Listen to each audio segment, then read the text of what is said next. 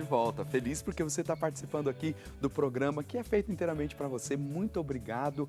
A Rede Século XXI tem esse objetivo de colocar sempre à sua disposição conteúdos de fé, conteúdos de esperança, para levar a gente a ter uma vida em Deus, uma vida conduzida pela graça e pela força do Espírito Santo. E aí você sabe que a sua participação alegra o nosso coração, a sua participação também faz com que o programa fique melhor, né?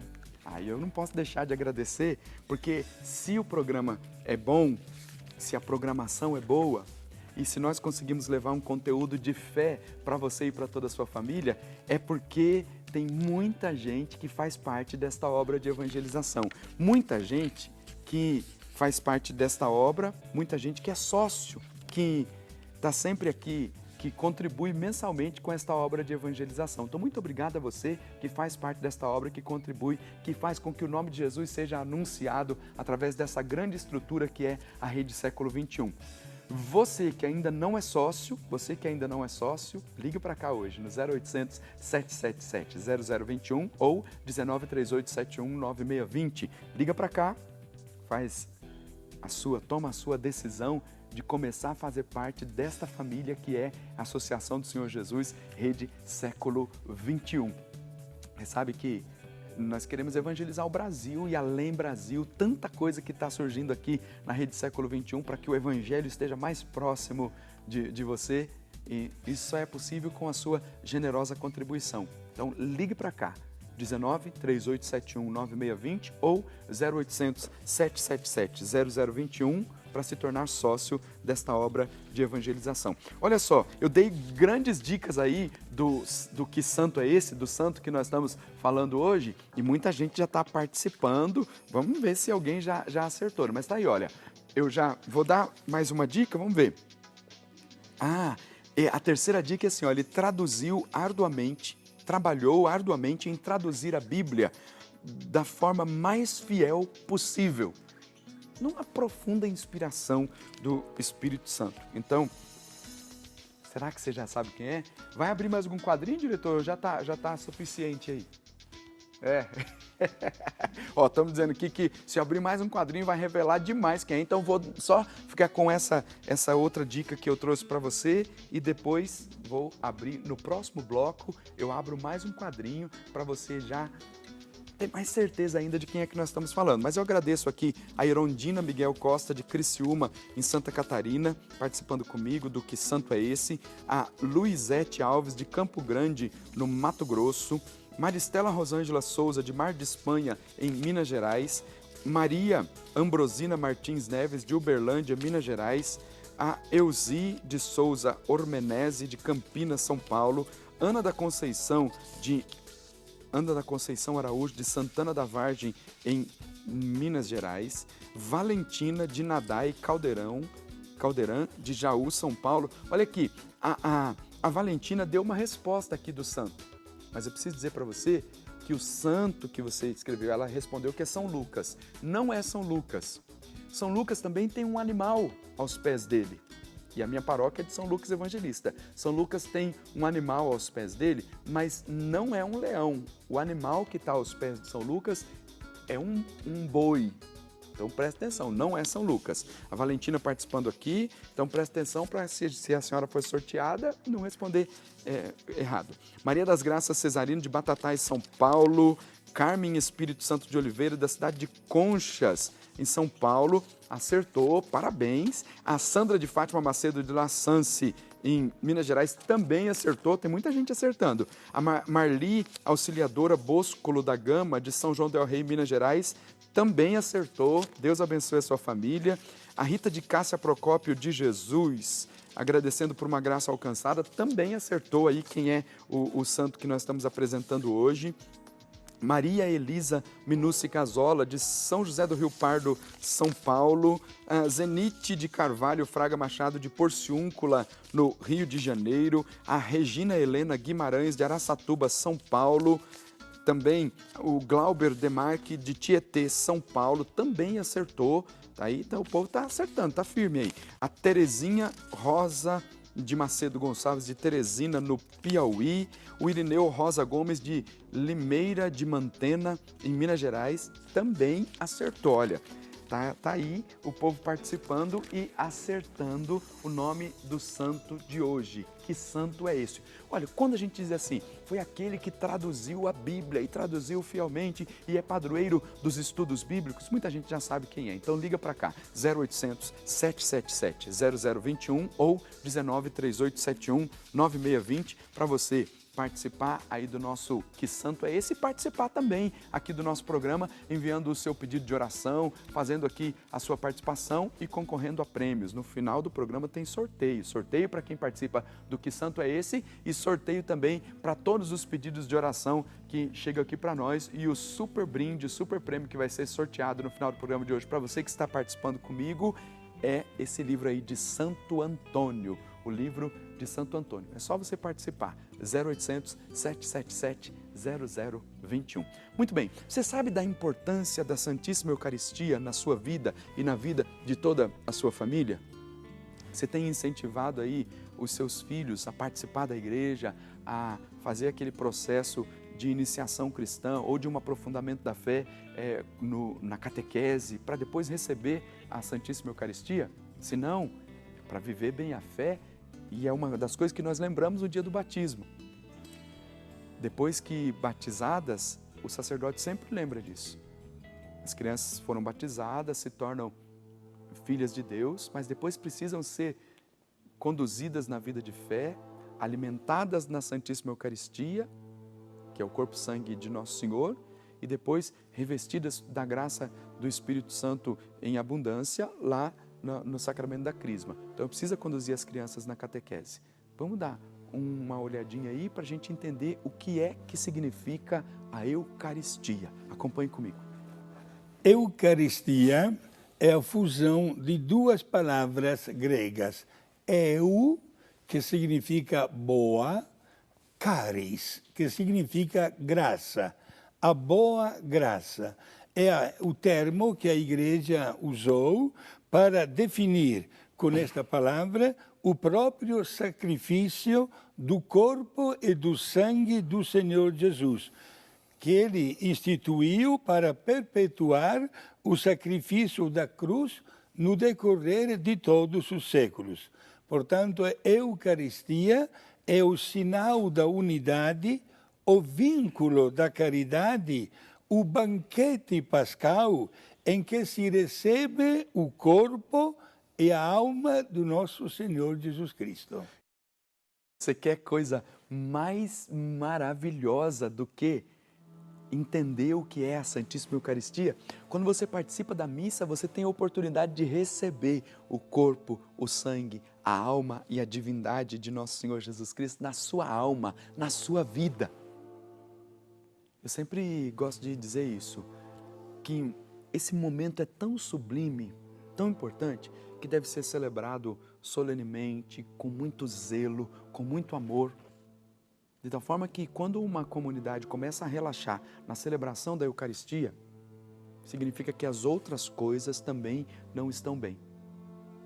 Quando começa a fazer de qualquer jeito, não se prepara, porque envolve, é um momento em que toda a comunidade, todas as pastorais, todos os movimentos se reúnem em torno da Santíssima Eucaristia, em torno do altar. É onde se faz a unidade da igreja. Então ali é um momento sublime. Não é a Eucaristia desse ou daquele grupo, é a Eucaristia da igreja, quando a igreja se reúne em torno do altar para celebrar o sacrifício memorial da paixão, morte e ressurreição de Nosso Senhor, se alimentar da palavra, que é alimento para a nossa vida, e se alimentar do corpo santo de Nosso Senhor. Então é preciso participar da missa, participar em espírito e em verdade. Em espírito e em verdade. Então, todos devem colocar suas forças para celebrar bem a Santíssima Eucaristia. A equipe de liturgia, aqueles que cantam a missa, vão se preparar bem para cantar, ensaiadinhos, fazer muito bonito mesmo. Aqueles que vão proclamar as leituras também devem se preparar antes para ler bem. Aqueles que vão ajudar na distribuição do corpo santo do Senhor também tem que se preparar. Veja quanta gente está envolvida. Os acólitos, os coroinhas, todos têm que estar muito bem preparados para servir o altar, para fazer bem aquele momento. De modo que nosso Senhor seja exaltado, adorado. O sacerdote também tem que se preparar bem para celebrar a Santíssima Eucaristia, porque depois ele vai proclamar para o povo a palavra e explicar a palavra para o povo. Então todos têm que estar numa perfeita sintonia. O ambiente tem que ajudar a celebrar tudo precisa estar numa perfeita sintonia para então celebrarmos bem o memorial da paixão, morte e ressurreição de Nosso Senhor. Mas agora eu vou dar uma pausa aqui para você ver comigo a importância da Santíssima Eucaristia também na vida das crianças, desse processo de preparação para receber pela primeira vez a Santíssima Eucaristia. Acompanhe comigo, muito interessante. Vamos ver juntos. Um dia, alguém levou algumas crianças para que Jesus as abençoasse, mas os discípulos não queriam que o mestre fosse incomodado e tentaram impedir. Deixem vir a mim os pequeninos e não os impeçam, porque o reino de Deus é daqueles que se assemelham a eles. Em verdade eu digo a vocês, quem não receber o reino de Deus como um desses pequeninos, nele não entrará. Mas o que será que Jesus quis dizer com isso? Acolher o reino de Deus como uma criança é acolher a mensagem de Jesus com o coração de criança, aberto, transparente e com confiança. Nesta quinta, a igreja celebra o Corpus Christi, que significa Corpo de Cristo. É a festa que celebra o mistério da Eucaristia, o sacramento do corpo e o sangue de Jesus Cristo.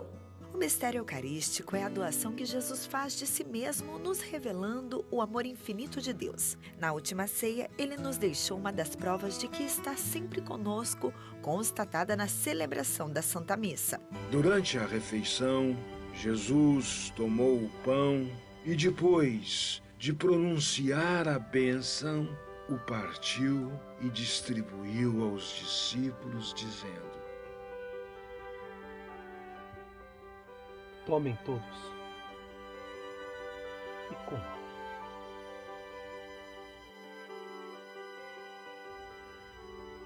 Este é o meu corpo,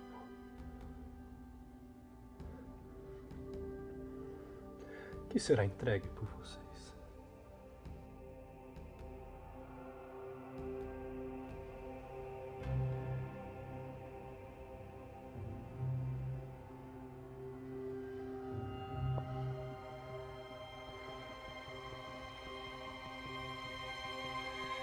Em seguida tomou o cálice, agradeceu e deu a eles, e todos dele beberam.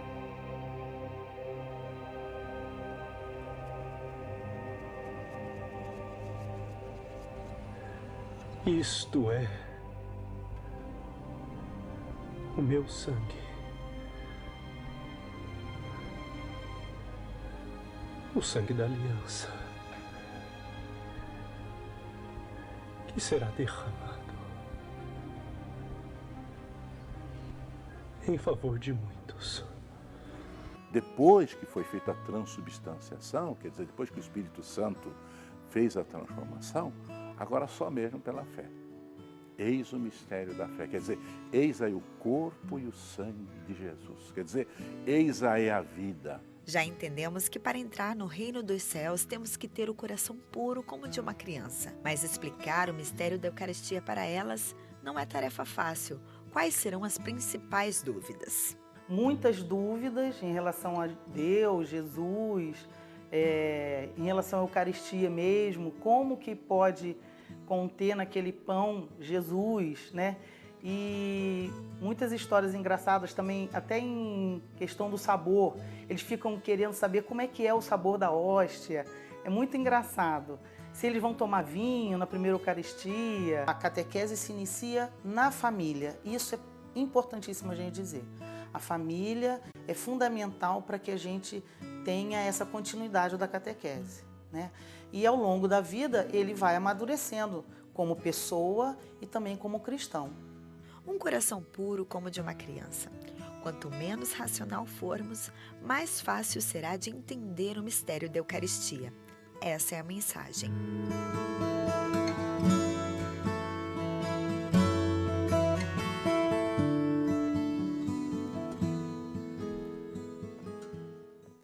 É sempre um desafio muito grande explicar todo esse mistério de fé para as crianças, porque geralmente quando elas chegam na catequese, elas estão naquela idade das perguntas, muitas perguntas, e às vezes nós não temos respostas para todas as perguntas, ou o conteúdo teológico não dá para ser explicado como nós aprendemos depois com uma idade mais adulta ou quando estamos no processo da catequese de crisma.